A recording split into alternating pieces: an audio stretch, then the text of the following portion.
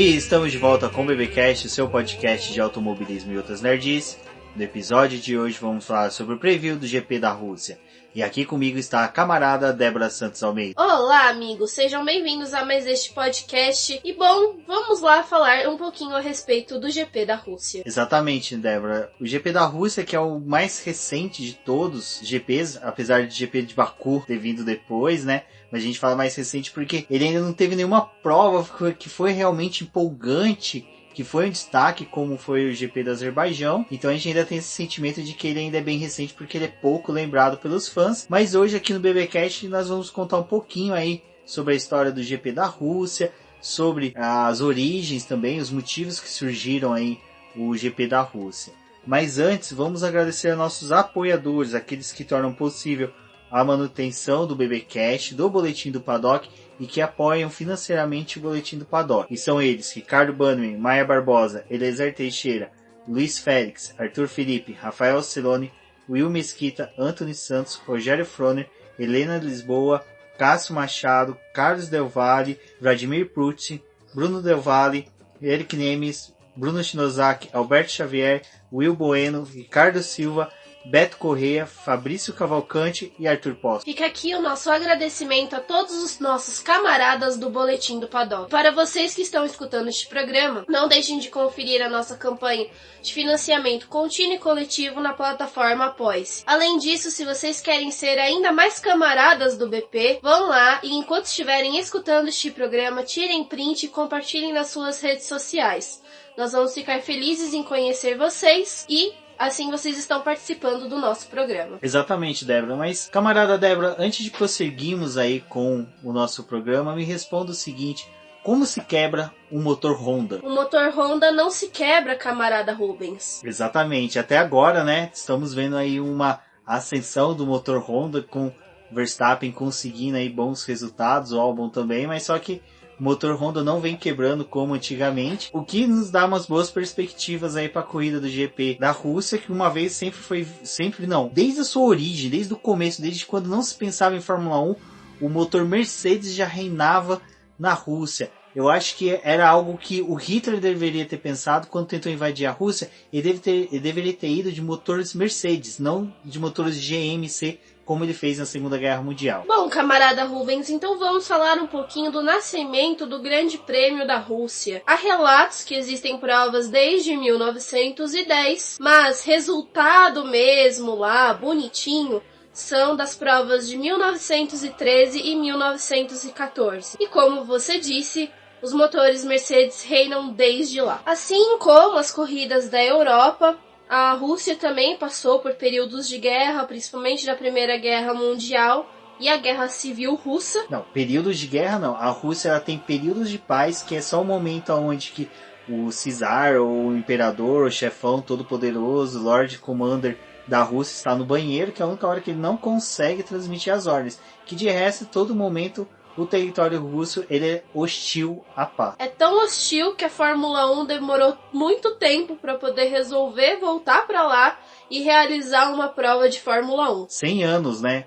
Precisou o Bernie Eccleston nascer, crescer, envelhecer para poder chegar lá a um acordo com o Vladimir Putin. Exato. Na verdade, Bernie Eccleston estava lá desde 1980 tentando firmar um acordo com a Rússia para poder fazer o GP de Fórmula 1. Não deu muito certo, tiveram que aguardar ali um período de paz, talvez exatamente alguém ir no banheiro e não promover uma guerra, e foi lá em 2014 que decidiram ter uma corrida no GP da Rússia, né? Exato, e pensar bem que Bernie Eccleston já tentava, né, um GP em Moscou desde 1983, e quando nós falamos do preview do GP da Áustria, nós contamos, né, que lá foi a primeira vez que, conseguimos levar um evento que era mundial para além das cortinas de ferro, que foi o GP da Áustria, né? Que foi também promovido por um jornalista brasileiro, que é o organizador do GP do Brasil, junto com o Bernie Eccleston. E nessa época também já se tentava o GP da União Soviética, mas não foi possível, infelizmente. Seria interessante. Provavelmente a bandeirada e a largada, todos os movimentos de bandeira seriam promovidos por ursos, né? Que teriam essa habilidade ali de manusear uma bandeira logo no território russo.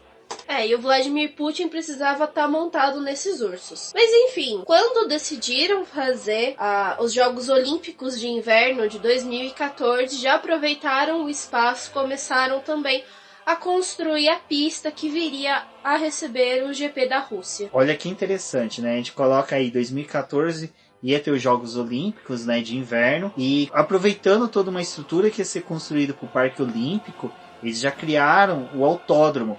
É bem interessante que a gente tem essa discussão hoje, né, do GP do Rio de Janeiro, aonde que vai ser construído um. É que o GP do Rio de Janeiro acabou matando, que era a pista de Jacarepaguá. Fizeram o Parque Olímpico lá, mas não conseguiram manter o circuito ou fazer algo para poder utilizar ainda aquele espaço, para poder fornecer mais um lugar para ser uma pista de Fórmula 1 ou de qualquer outra corrida que pudesse o Brasil estar abrigando, né? Exatamente, é bem legal que foi no mesmo período, né, em que aqui nós destruímos um patrimônio do automobilismo, acabamos com o autódromo de Jacarepaguá e construímos um Parque Olímpico que se tornou um elefante branco para o Rio de Janeiro, né, porque direto vocês veem matérias falando sobre a degradação que está tendo no Parque Olímpico, e agora vem notícias de que vão ser construído um novo autódromo. Então a gente tem uma outra parte da cidade que não tem nada a ver com o que é o Parque Olímpico hoje em dia. Então dá para poder ver a diferença que tem da Rússia pro Brasil, né? E o que aconteceu com os mesmos, teoricamente, espaços disponíveis para o esporte. Bom, mas como não estamos para falar, criticar ou manusear qualquer coisa que se trate do GP do Brasil, de um possível GP no Rio de Janeiro, torçamos sim, é lógico que nós queríamos muito um autódromo no Rio de Janeiro, seria bacana termos uma cobertura. Já pensou o Boletim Paddock cobrindo Stock Car no Rio de Janeiro? Seria muito bacana também encontrar nossos apoiadores e amigos cariocas lá da região fluminense, seria muito bacana, mas... hoje não são amigos, são os nossos camaradas do Rio de Janeiro. Exato, camaradas, todos cariocas. Bom, seria sensacional, mas vamos voltar aqui para Sochi, aonde teremos o GP da Rússia, que, como foi dito pela Débora e também eu falei novamente, é dominado, né, pela Mercedes. Todas as vitórias foram da equipe alemã. A esse domínio aí dela, vamos ver se continuamos uma sequência aí de vitórias da Ferrari que pode derrubar essa hegemonia alemã. Lembrando que o Binotto essa semana, né, Débora, falou sobre isso, sobre os acertos que a equipe fez com as novas atualizações no carro e que pode levar um otimismo aí pro time italiano. Assim como eles fizeram para Singapura, levaram um novo pacote aerodinâmico para o carro da Ferrari, pensando nessa corrida e tentando melhorar a downforce do carro. Agora, para o GP da Rússia, esse conjunto aerodinâmico é praticamente eliminado e eles trazem um novo para essa corrida porque as características da pista são bem diferentes do que é fornecido em Singapura, então não tem como manter a mesma configuração do carro. E agora é uma nova, novidade para a Ferrari, porque eles não sabem como que o carro vai se comportar e os ajustes vão ser realizados já na sexta-feira com os treinos livres. Bom, mas antes de falar a respeito das estatísticas desse GP, como o Rumi já ressaltou, a Mercedes domina a Rússia, mas tem algumas coisinhas interessantes a respeito da pista e também dos pneus que foram escolhidos para este final de semana. A Pirelli optou pelo C2 duro, faixa branca, o C3 médio, faixa amarela e o C4 macio, faixa vermelha. Até é um pouco curioso a Pirelli ter utilizado essa gama intermediária dentro dos pneus que eles têm, porque o asfalto de Sochi não fornece degradação. Apesar da pista ter estreado ali em 2014, ela está passando ainda pelo processo de maturação desse asfalto, então a cada ano que tem corrida a degradação aumenta um pouquinho, mas ela não é tão notória quando se olha assim a respeito de um todo da corrida. Primeira prova realizada lá, praticamente a Mercedes não tinha necessidade de fazer a troca dos pneus e só fez porque é algo obrigatório na Fórmula 1. E é interessante eles escolherem essa gama intermediária, porque novamente não vai fornecer grandes estratégias para as equipes que não vão ter que lidar com talvez a necessidade de precisar realizar mais uma troca de pneus.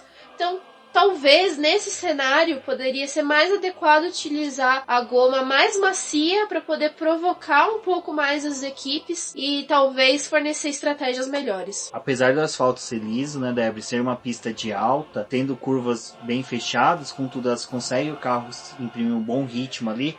A curva 3 é que mais exige, né, tendo em vista que ela é uma curva bem extensa. Para quem quer visualizar qual que é aquela curva que tem várias bandeiras e que até mesmo o Romain Grosjean teve um acidente muito feio, salvo engano, 2015, né, ainda na época da Lotus. Lotus, que tinha a mesma pintura da atual Haas, então quem sabe aí pode ser um presságio. E a curva 8, que é para quem é saudosista e adora lembrar do autódromo lá de Istambul, é muito parecida, que são pistas que exigem aí, são das poucas curvas que exigem do carro no circuito de Sochi. Ao contrário das outras pistas em que a primeira curva é a desafiadora e é onde acontece os principais acidentes das corridas, em Sochi é a curva 3 que designa a maioria dos acidentes pós-largada. Exatamente, porque foi justamente nessa curva que surgiu o lendário, famoso, o reverenciado herói soviético, o torpedo russo, né? Que foi ali que o Kvyat acertou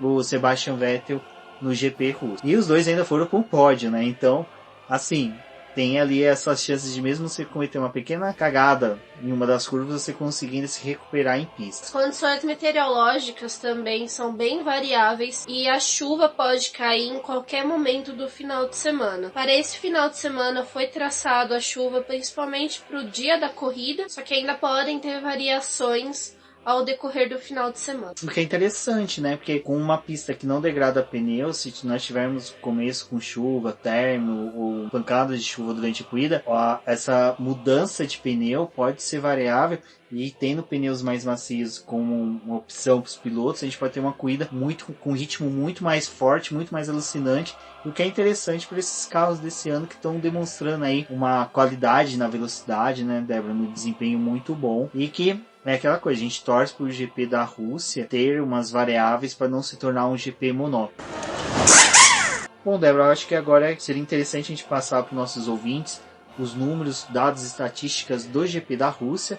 Não são muitos, como foi dito aqui, é um GP recente, mas eu acho que vai ser interessante aí para vocês prepararem o bolões para o GP Predictor e também para os demais bolões aí que vocês participarem pela internet. No número de vitórias, nós temos o Lewis Hamilton absoluto com 3 vitórias, seguido por Nico Rosberg e Valtteri Bottas, cada um com uma vitória cada. A Mercedes segue invicta em construtores com 5 vitórias, assim como seu motor, que também tem 5 vitórias. Nas poles, nós temos a liderança do Nico Rosberg com 2 poles, empatados com uma temos Lewis Hamilton, Sebastian Vettel e Valtteri Bottas. Em construtores, no número de poles, a Mercedes possui 4, seguida pela Ferrari com 1, e nos motores é o mesmo resultado. Voltas rápidas, nós temos Valtteri Bottas com 2 voltas rápidas obtidas no circuito, Sebastian Vettel, Nico Rosberg e Kimi Raikkonen, cada um com uma volta rápida. Em construtores, Ferrari e Mercedes estão empatadas com 2 voltas rápidas, seguidas pela Williams com apenas 1. Com motores, nós temos 2 da Ferrari e 3 da Mercedes, que continua reinando até mesmo em voltas rápidas. E o que é interessante aqui é que nós temos um invasor, né, que é o Williams com uma volta rápida, que foi a do Valtteri Bottas lá em 2014, que no primeiro GP ele conseguiu obter essa volta. Para quem se lembra, aquele carro maravilhoso que a Williams construiu em 2014, que foi o maior esmagador de sonhos que alguém poderia ter, porque 2014 foi espetacular, demais anos foi ladeira abaixo. Outros números que são interessantes para vocês poderem ter aí para os bolões é que o comprimento total da pista é de 5.848 metros, temos 2 zonas de DRS, uma no setor 1 e a outra finaliza no setor 2 e termina no começo do setor 3. São 53 voltas, né, a prova, sendo que a volta mais rápida é do Valtteri Bottas no GP do ano passado, com 1 minuto, 35 segundos, 861 milésimos.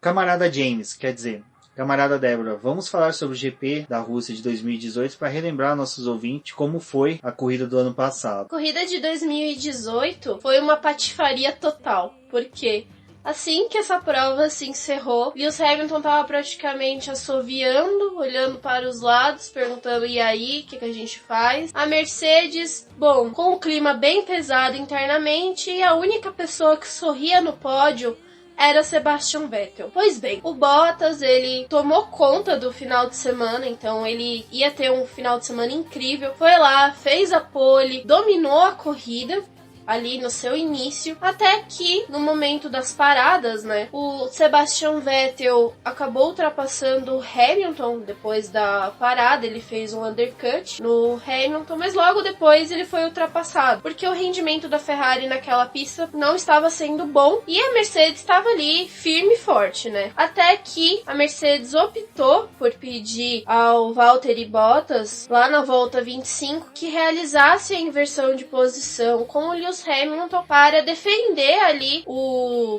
segundo lugar, que seria do inglês. Em contrapartida, né, eles utilizaram isso para poder dizer que a Ferrari estava se aproximando deles e que era uma ameaça para o segundo lugar. E o Bottas praticamente estacionou na pista para poder deixar bem claro que ele estava sendo forçado aquilo. O Hamilton ultrapassou ele e o Vettel, ele não estava atacando o Hamilton, ele nem tinha chances de atacar, então o segundo lugar não estava nem um pouquinho ameaçado. E foi lá, né, continuou a corrida, aquela torta de climão, todo mundo vendo aquela palhaçada. Não tinha necessidade alguma, porque a vantagem, quando eles chegaram no GP da Rússia, do Hamilton para o Vettel era de 40 pontos. E, pois bem, na última volta, né, Bottas chamou lá no rádio e perguntou: vocês vão manter a posição? Sim, nós vamos. Eles cruzaram a linha de chegada com o Hamilton em primeiro, Bottas em segundo e o Vettel no terceiro lugar. O Bottas teve aquela cena clássica dele empurrando a placa de segundo lugar com o carro. Eles saíram, não teve muita conversa depois daquele pódio, e o Toto Wolff disse que ele não queria perder o campeonato, né, porque eles ali estavam em disputa direta com a Ferrari por pouquíssimos pontos. Então eles optaram em fazer aquela decisão. E ainda teve aquelas gracinhas no pódio, o Hamilton tentando puxar o Bottas para o primeiro lugar, ele tentando oferecer o troféu para ele. Mas até então a merda ali já tinha sido feita e não tinha mais o que acabar com aquele clima, né? O destaque que foi da corrida, infelizmente, ficou ofuscado aí pela descamaradagem do Toto Wolff, foi o Max Verstappen, que largou de 19º, terminou a prova em quinto, uma excelente prova do menino Max. Ele costuma fazer essas corridas legais quando ele larga do fundão, né, e vem conquistando posições. Exato, e um outro ponto aí que foi interessante dessa questão do Valtteri Bottas com o Lewis Hamilton é que abriu a discussão novamente sobre ordens de equipe, e agora recentemente, pré-GP da Rússia, o Valtteri Bottas fala que ele tem muito interesse nessa corrida porque ele ainda tem assuntos inacabados na Rússia.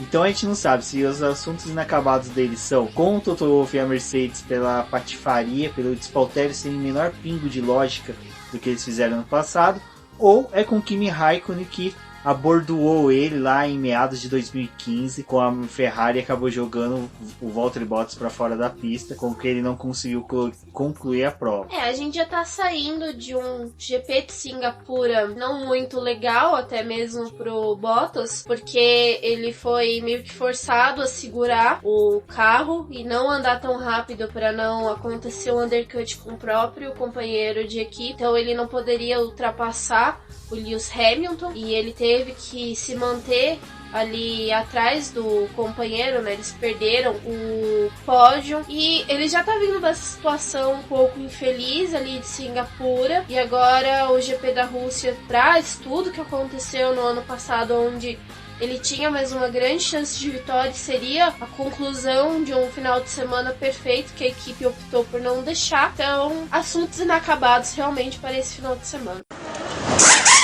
Então é isso, camaradas. Esse foi o nosso preview para o GP da Rússia. Espero que tenham gostado. Como sempre, ficam recadinhos aqui da paróquia. Acompanhe o boletim do Paddock no final de semana do GP. Teremos os reviews de todos os treinos livres e do treino classificatório da corrida, todos redigidos pela Débora. Também acompanhe nós pelas redes sociais, pelo Instagram, Twitter, Facebook, sempre como o Boletim do Paddock, mas no Twitter o user diz no boletim que. Não deixem de conferir o nosso campanha de financiamento coletivo e contínuo lá no Apoia-se. Eu sou o Rubens GP Neto, um forte abraço a todos e até a próxima. Obrigado por escutarem o programa até aqui. Eu sou a companheira Débora Almeida. Me sigam no Twitter como TheFlowers, comente com a gente a respeito da corrida deste final de semana e até a próxima.